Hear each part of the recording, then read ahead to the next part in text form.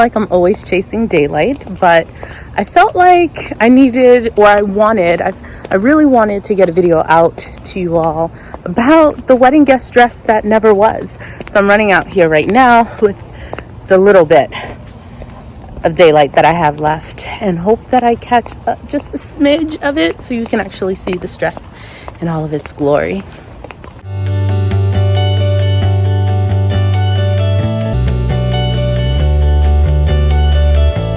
I cannot wait to get started on the actual final dress of this, which is going to be my wedding guest dress for a friend's wedding at the start of September. And I will be using these two beautiful thrifted fabrics that I picked up. I think the colors are going to be so stunning together. I need to cut this up into some beautiful bias strips for what it is that I want to do. I'll share more information about the inspiration and this actual make once I make it up, and I'm also hoping to do a pattern review of N6667 because now that I've made it, it has 5 pattern pieces or less if you want it to. The pattern actually comes with 6, but one of those is the belt and 2 of those are facings. So super simple, and it can be transformed into a number of different things I can only imagine. So I can't wait to really play with this pattern, and I will report back when I do. Today is Wednesday. I have had no sewing since I first put this bodice top together. So let's talk about adding this beautiful blue bias binding that I made out of the 9mm, I think. I'll give you all the specs. All right, it looks beautiful. I have quite a bit of it, 17 yards, maybe 17 feet, who knows. I sketched out what looked very similar to the inspo photos sort of bias binding. Unfortunately, the blue against the red fabric made it feel too Spider-Man for me to actually go with the inspiration design. So I looked at some tiles, got inspired, came up with something like this. I am now using my chalk pencil or my tailor's pencil to try and sketch out. The design that's on this bodice looks nothing like what I sketched out because my brain couldn't even comprehend. I used my handy dandy French curve, tailor's ruler, styling design ruler, okay, just all the curves of it to make something that looks beautiful. Now, the challenge I have right now is to make this absolutely symmetrical on both sides. Having sewn the French dart, having sewn the side seams, this thing does not lay flat to save my life. Therefore, it's been really hard to make sure everything is flat and beautiful. I did do some practice runs. This is a wider width of bias, as you can see. That's a little bit thicker than the one that I ended up going with, but the fact that it was able to lay flat and beautiful is a good testament, because if it's wider and it can lay flat, then I know that the thinner one can absolutely lay flat. And by the time you're seeing this, it would have, or it would not have worked out by this point. We shall see. What I've done so far, I used my Dritz tracing kit that I thrifted some time ago. I just used the yellow sheet here. It comes with a rotary wheel that you lay out the tracing paper with the colored side down on your fabric, and then you can trace over it, and then it leaves these marks, which you see here.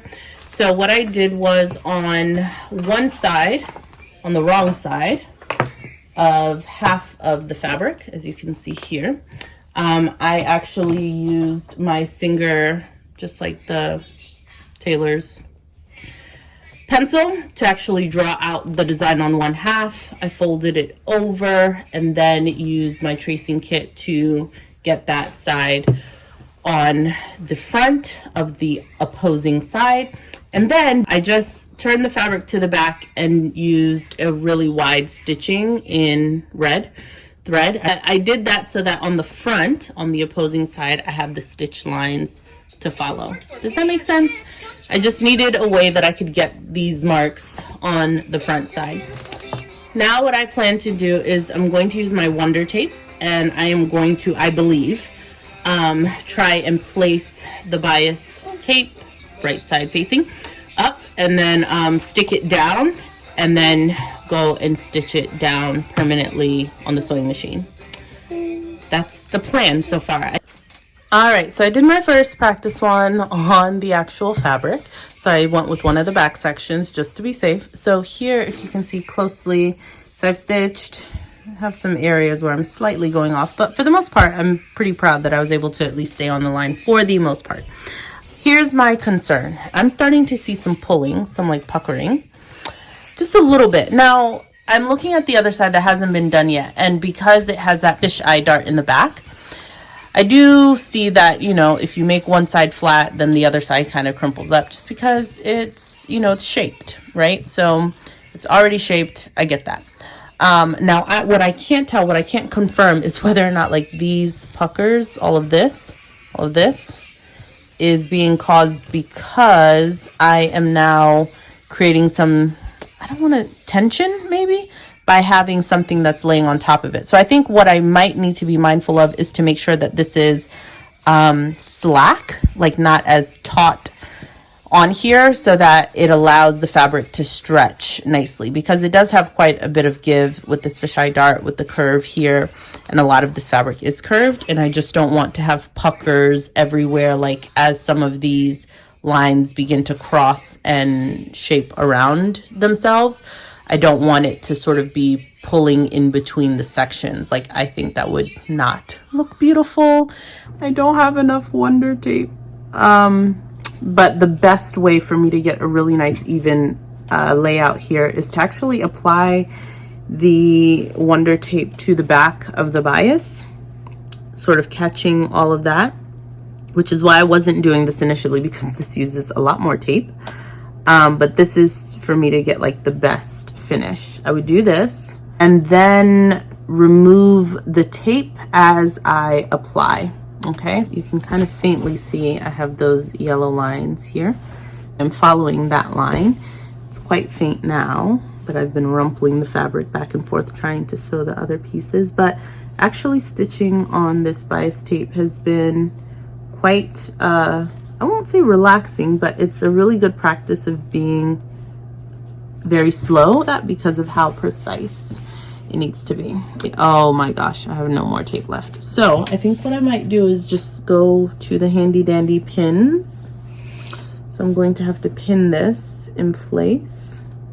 Do not let the sped up versions fool you, okay friends? This is a very slow sew process. And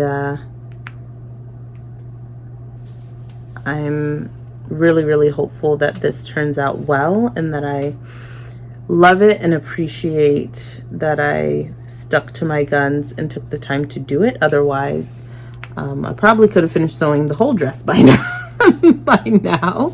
So I was creating a design that is meant to be quite symmetrical, as you can kind of see here. On the back, it has these two sections that sort of come in.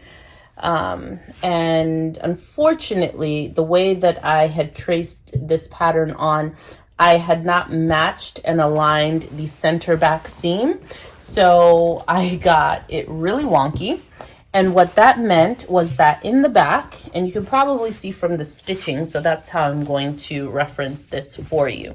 So in this section here, where I have this beautiful curve, which stitches through the fisheye darts in the back, it goes right through the side seams, so that is tacked down in some areas.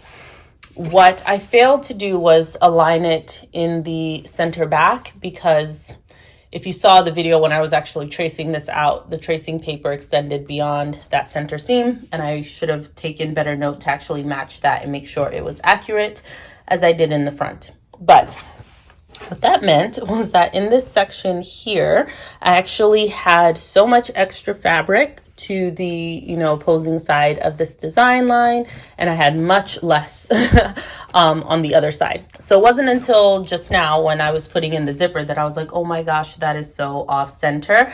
And because the blue is so striking on the opposite side, it was very obvious to me. Now it's behind me. I probably could have let it go, but I have been fidgeting with it. No lie, I probably removed and replaced this zipper over 8 times with basting stitches. I'm exhausted. I'm done with this invisible zipper and just want to move on now. I resorted to trying to make it seem more symmetrical by just moving the zipper tape a little bit further into the center of the fabric on one of the sides and really not doing much on the other side. So that's about 3/8 of the way in on one side, and then to the other we are about a full inch away. So quite a significant difference, but it at least allows it to be a bit more symmetrical seaming on the front side. What I also noticed in the yellow 12 version is that I got a lot of like bubbling in the back, the center back. Like there's just too much fabric in this section. What I did instead was again move the zipper tape further into the fabric so that it could absorb some of that. So this zipper tape at the very top is sitting at about 1 3/8 of an inch in. So that is taking up a bit of that so that it just lays a bit flatter on the back. I am going to just finish up the bodice, get this lining stitched down all the way around on the inside, get that all neat and beautiful for me, and then I am going to cut out the skirt because that has yet to be cut out. And yeah, I really do need to make a decision on the sleeve and then move on. I had enough time to make some ramen noodles because I can't think about we just have work to do. So I have resorted to some old faithfuls. I have brought out Simplicity S8875, the sleeve that keeps on giving. I've decided that's the sleeve I'm going to use for this make because I had other plans, but with the time that we have left, we cannot. No, we cannot. So we'll save those ideas for a future make that is less time sensitive. I cut strips of the fabric along its edges, so you'll see from selvage to selvage, and I cut that at 34 inches long, and that's helpful because I was able to get the print to be right side up, and that is going to be the skirt, which just means that the skirt itself on the dress will be a high-low hem, which was not my initial intention, but it will be fine. I think what I'm going to do is I am going to line that bottom ruffle part with the blue fabric, and that way it's going to peak at the bottom, because when I have a high-low hem, I like for the underside of the skirt that you're going to see to be something that I want to be shown.